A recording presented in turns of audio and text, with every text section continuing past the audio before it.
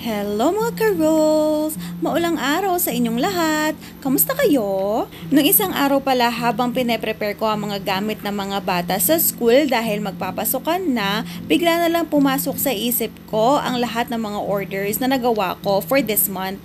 Lahat ng mga orders ko is nilalagay ko sa sticky notes and pinupost ko sa bulletin board ko sa may sala namin. Kaya everyday nakikita ko sila and every time na nadadagdagan sila sa bawat araw is tuwang-tuwa talaga ako dahil dati sobrang hirap na hirap akong magbenta ng mga cakes pero ngayon kahit hindi na ako mag-post, kusa na lang nagme-message ang mga customers sa akin at umu-order. Marami sa kanila ay mga repeat orders pa. At dahil maulan ngayong araw, walang pasok ang mga bata, natapos ko na rin ang mga cake orders ko, marami akong oras para magpahinga at magtanto sa mga nagawa ko ngayong buwan na ito. Ugali ko na kinocompute ko ang mga kinikita ko tuwing katapusan ng buwan, and since katapusan ng buwan ngayon, ang ginawa ko is kinompute ko ang lahat ng kinita ko. Mahigit 50 rin palang nagawa kong cakes ngayong buwan na ito at marami sa kanila ay big orders, hindi lang iisang cake per customer, kaya tuwang-tuwa talaga ako. Ito nga pala ang mga cakes na nagawa ko ngayong buwan na ito. Halos lahat sa kanila hindi ko pa talaga na i-content pero soon mai-upload ko rin sila lahat. Hindi ko na i-reveal kung magkano talaga ang kinita ko ngayong buwan na ito, pero as a hint, 5 digits siya. Oo, umabot ng 5 digits ang kinita ko ngayong buwan na ito. Nakapagbayad ako ng bills, nabilhan namin ng school uniform, shoes, and school supplies ang mga bata, and nakapag-grocery na rin kami para sa budget nila sa pangbaon at sa pagkain na rin namin. Kasama na rin ang pang-hygiene. Maraming mga tao ang hindi nila alam kung gaano kahirap maging isang home baker, kaya napakasligaya ko at napakasaya ko na nakukuha at nabibili ko ang mga dapat at mga pangangailangan naming pamilya dahil sa paggawa ng cakes ko.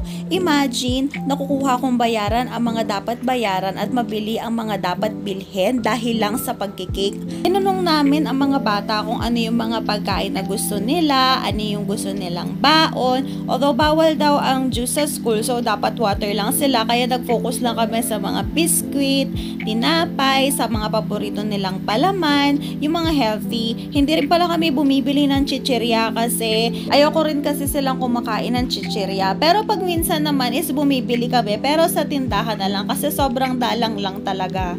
Siyempre, hindi ko rin kinakalimutan ng sarili ko. Siyempre, dapat meron din tayong reward para sa sarili natin. Yung mga bagay na kailangan natin at yung mga gusto natin, kahit yung mga simple lang. Hindi naman kasi ako maluho na tao rin talaga. Okay na sa akin yung makabili ng pabango na gusto ko, o kaya sabon, o kaya bagong tsinelas. Masaya na ako sa mga ganong bagay. At siyempre, yung makakain din kami sa labas paminsan-minsan. Hanggang ngayon, hindi pa rin ako makapaniwala na nagagawa ko na itong mga bagay na ito dahil sa paggawa ko ng cakes.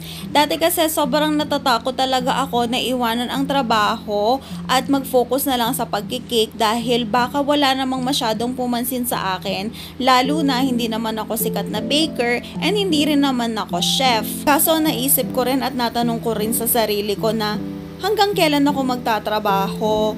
Hanggang kailan ko itatanong ang sarili ko kung kikita ba ako sa paggagawa ng cake kung hindi ko naman susubukan talaga? Kailan ba ako magkakaroon ng lakas ng loob na piliin ang isang bagay na gustong gusto ko talaga?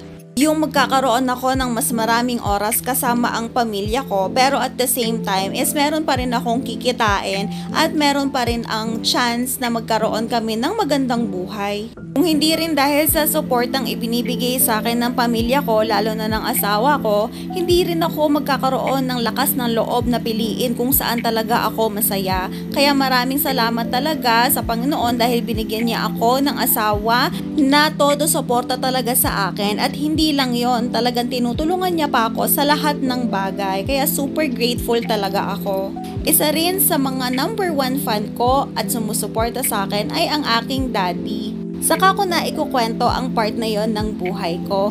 For now, happy talaga ako sa nararating ko. Alam ko naman na medyo malayo pa ako sa rurok ng tagumpay talaga at hindi naman talaga ako ganoon kasikat na baker. Ako'y nag-uumpisa pa lamang. Alam ko rin na marami pa akong dapat matutunan kaya hindi ako titigil na mag-aral, mag-research, manood at magbasa para ma-improve ko pa ang skills ko at makagawa ako ng mas marami at magaganda pang cakes. Pag nakiipon ako, bala ko rin mag-enroll sa mga tutorials ng mga sikat na chef. Nai-excite din ako kapag naiisip ko yon kasi gusto ko rin ma-experience at makakuha rin naman ng certificate.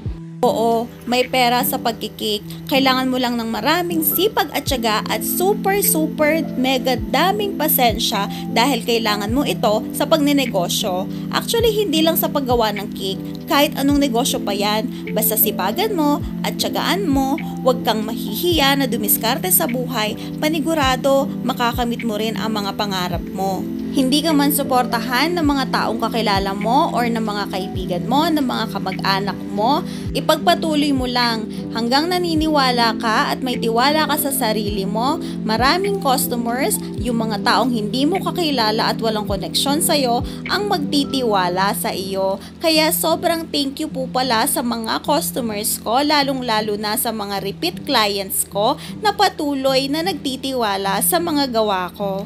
At syempre, bago matapos ang video na ito, samahan niyo muna akong kumain ng siomai. Wala lang, sayang kasi yung pag-video ko sa pagkain ko ng siomai dahil favorite ko to sa tuwing umaalis kami mag-asawa. Yaman na ken sa ken, kakapik! And that's it for today. See you on our next video. Bye!